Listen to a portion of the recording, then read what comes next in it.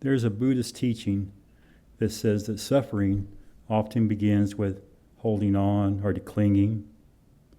We cling to things that we want. We cling to identities, to wounds, and to anger. Sometimes we even cling to pain because the pain, it feels familiar. And when I say cling, I don't mean that in a weakness kind of way, because sometimes clinging is survival. Sometimes holding on is the only thing that got us through. Sometimes gripping tightly is what kept us alive.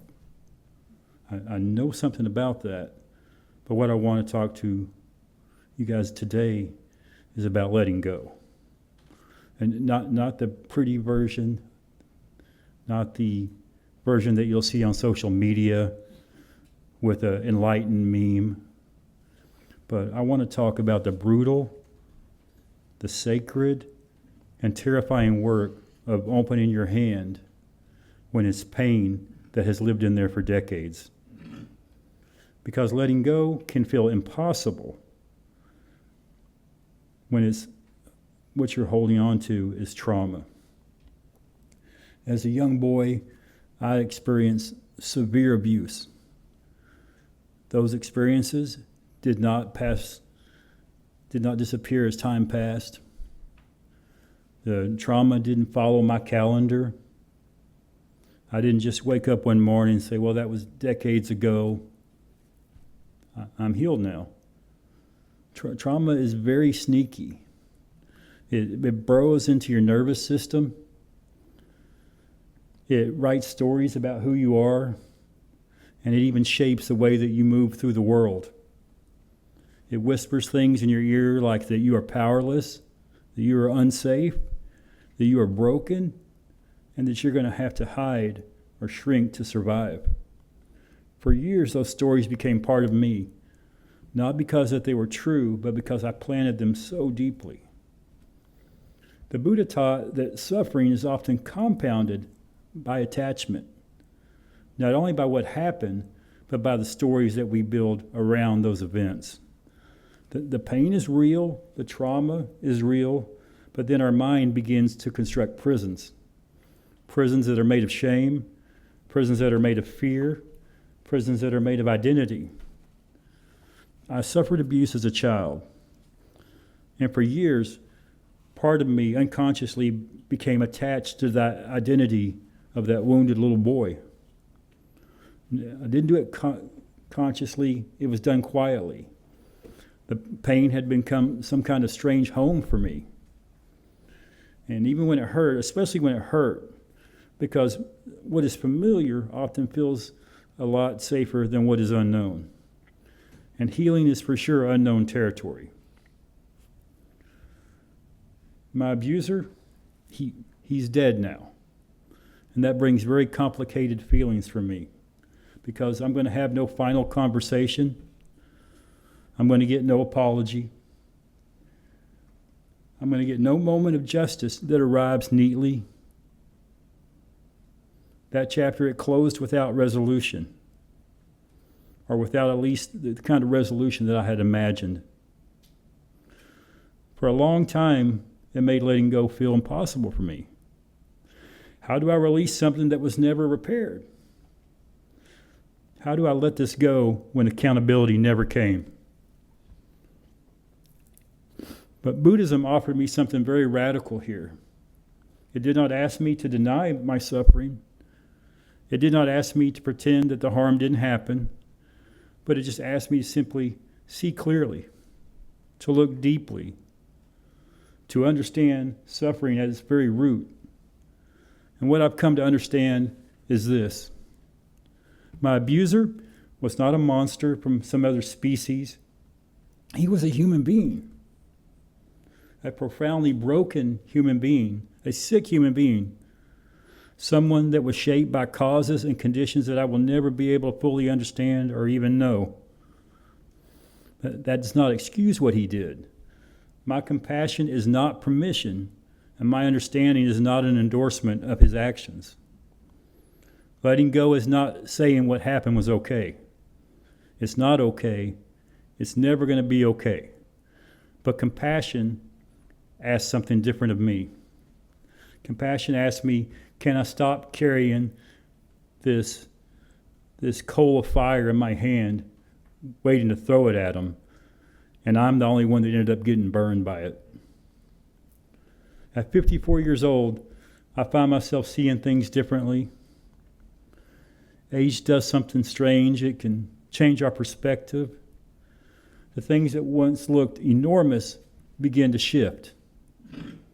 I find myself having compassion for that broken man, not because he earned it, not because he asked for it, but because that compassion, it frees me. The hatred chains us to the people that harmed us. But compassion broke those chains. Not for him, but for me. There's lots of trauma that we experience, abuse, if you want to call it that, in life. And later on in my later years, my teenage years and young adulthood, I had a wound that was religious in its nature. There was a leader in the church, a preacher, a minister, someone who should have represented love. He should have stood as safety with care and with truth. Instead, he embodied abuse also, control and fear and spiritual violence. And that kind of harm does something completely different. It didn't just wound my body and my mind. It wounded my very relationship to trust, to faith, to spirituality, to any kind of meaning, and really to even God herself. Religious trauma, it can leave scars deep in you. And those things whispered to me that love is conditional, authority is very dangerous, and spirituality is nothing more than manipulation. That leader, that minister, he was not holy. He was sick. He was abusive. He was damaged. And for years, I let him have enormous power over how I saw spirituality, how I saw church, how I saw myself. But I cannot heal while continuing to hand him that authority over my life. So what I'm doing is learning to let go. Buddha taught something called non-attachment. A lot of times people will misunderstand this. It doesn't mean that you stop caring. It doesn't mean that you become cold or detached from your fellow humans. It means just not gripping, not strangling life with clenched fists. There's a difference between holding and gripping. Holding can be loving. Gripping is fear. And I spent years gripping pain, rage, shame, gripping old stories. My ego kept all the receipts. And that brings me to ego. Ego is also something that's very sneaky. We often think of ego as arrogance, but ego is much broader than that. Ego is that self-story machine that's constantly telling you, yeah, this happened to me. Yeah, this defines me. This is who I am. This is my identity. Ego loves identity, especially painful ones. Because the ego would rather be miserable and certain than live in a space that is free and unknown. I'm going to say it one more time. The ego would rather be miserable and certain than live in a space that is free and unknown. Because freedom requires surrender, and surrender terrifies the ego. One part of my healing has been realizing this, that I'm not only what happened to me, I'm not only the wounds, I'm not only that abused little boy, I'm not only that traumatized teenager. Those experiences did shape me, but they're not my whole story, because I'm more. I've always been more. And maybe the deepest act of letting go is releasing the identities that were built around our suffering. Not erasing the past, not refusing to acknowledge it, but just refusing to live in it forever. I'm letting go for myself, but not only for myself, I'm letting go for my wife, my best friend, Vicky. I'm letting go for my daughters, Emily, Sarah, Allison, and Scout, my granddaughter, Violet, my daughters, 4 beautiful lives, 4 reasons for me to keep choosing healing. Because trauma travels through generations unless someone decides to interrupt it. Someone has to say that it stops here, and someone has to refuse to pass down the silence, the fear, the submission, and the defeat. And I want that someone to be me. I do not want to leave a legacy of defeat. I do not want to leave behind a story of submission. I want my daughters to know something different than that. I want them to know that their father stayed. I stayed in this body, and I stayed on this planet. And I stayed through the pain and the darkness and those unbearable nights. I stayed, and that matters. Sometimes survival itself can be some type of like sacred resistance. And just staying, the decision to stay can be revolutionary. Just breathing can be an act of courage. I want them to know that healing is possible, and it's not easy, it's not linear, it's not clean, but it is possible. I want them to know that pain will not get the final word. Abuse is not going to get the final word. Shame is not going to get my final word. The past is not going to get my final word. My presence here is going to get the final word. My awareness will get the final word, and love will get the final word. Amen. Yep. There's a practice in Buddhism of sitting with an open palm. An open hand symbolizes release. You cannot receive with a closed fist. You cannot fully love with a clenched hand. You cannot heal while gripping the very thing that's poisoning you. So open your hand today. Everybody just do that. Just open your hand. What is it that you're carrying? What old pain, what old story, an old rage, an old identity? What have you convinced yourself that you must carry forever? Sorry. Open your hand. Not because it didn't matter, not because it didn't hurt, not because that this forgiveness is going to be easy.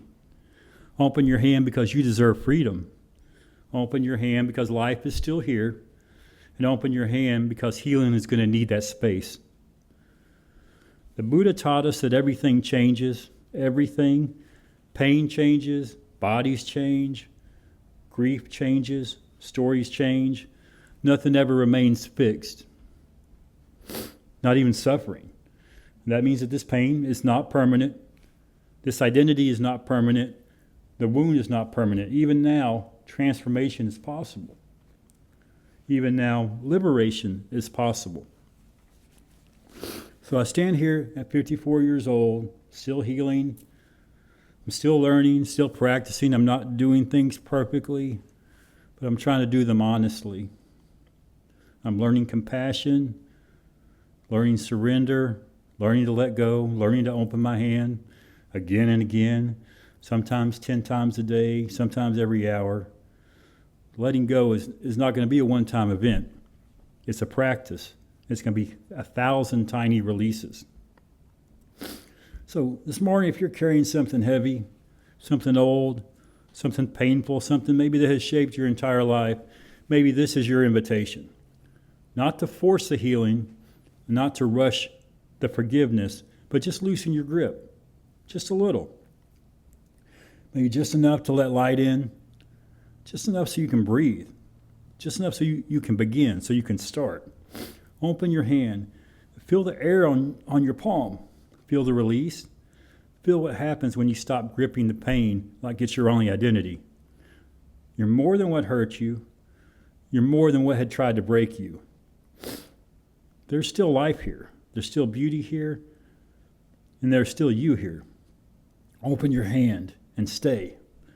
Stay in this body, stay on this planet, stay for love, stay for the possibility, stay for healing. But just stay. And then when you're ready, let go.